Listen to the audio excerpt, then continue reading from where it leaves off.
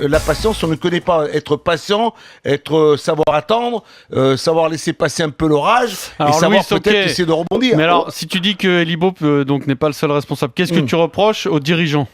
Les dirigeants, c'est-à-dire quelque part, ce que je peux éventuellement leur reprocher, c'est que sur une décision comme celle-là, c'est de la prendre assez rapidement. Tu attends la fin, tu arrives jusqu'au mois de... Non, mais sur les résultats, tu peux attendre sur la politique. Oui, c'est impossible ce que tu dis. Si tu attends la fin, là, avec Elibop, mais c'est le feu.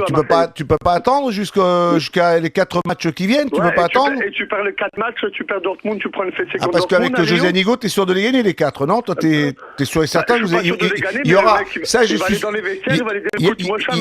Il y a quelque chose qui sera certainement, où il y aura un changement, c'est que je vais certainement le remarquer, et ça va se voir à vue d'œil, c'est leur changement, leur façon d'être et de se comporter sur le terrain. Là, je sens qu'il y aura certainement une réaction. Je la vois arriver, parce que quelque part, peut-être que Elibo commençait un peu à les fatiguer, ça commençait à un peu être dans le relationnel, avec certains de ces éléments, et puis tu sais, on te le fait sentir. Quand les mecs qui veulent plus mettre un pied devant l'autre, tu sais, quand on veut plus de son entraîneur, tu sais, tu n'accélères plus, tu ne t'accroches plus, tu ne fais plus les mêmes efforts, tu ne te bats pas aussi bien. C'est ce que tu as vu contre Nantes, toi, Louis? Moi, personnellement, ce qui leur manque à Marseille, c'est des vrais leaders sur un terrain. Des vrais patrons.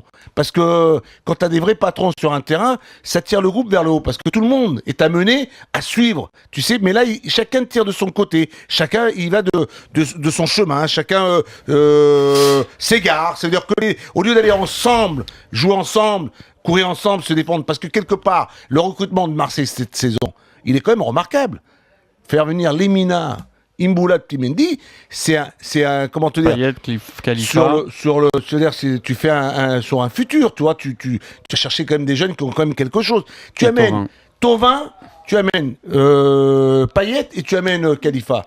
Normalement, avec ces 3 éléments en plus, t'aurais dû, normalement, forcément, avoir plus d'armes, plus je sais pas, de garanties. Ça n'a pas été le cas. Il y a quelque chose qui ne va pas. Il y a quelque chose qui ne fonctionne pas dans ce vestiaire. Il y a quelque chose qui est... Est-ce que tu as vu des joueurs tricher vendredi contre Nantes, oui ou non? Je ne vais pas te citer de nom. Mais est-ce que tu en as vu tricher? Mais j'ai pas vu une équipe jouer à 11. J'ai vu une équipe jouer à 4-5. C'est tout. D'accord. Voilà, c'est tout. Tu prends le petit Souleymane Diawara. En ce moment, tu sens qu'il retrouve de l'envie, de l'état d'esprit. Tu sens qu'il est capable de rameuter. Mais il joue pas tout seul. Il peut pas jouer tout seul, ce garçon. Merci Jonathan, 32-16. Gignac était bon. À qui la faute? Gignac était bon vendredi. Gignac, il était en jambes. Ça m'en fait déjà 2. Non mais Gignac, tu m'as dit 4-5. Il était avec un esprit irréprochable. Gignac était présent. Il avait envie. Il s'est démené, s'est battu, s'est accroché.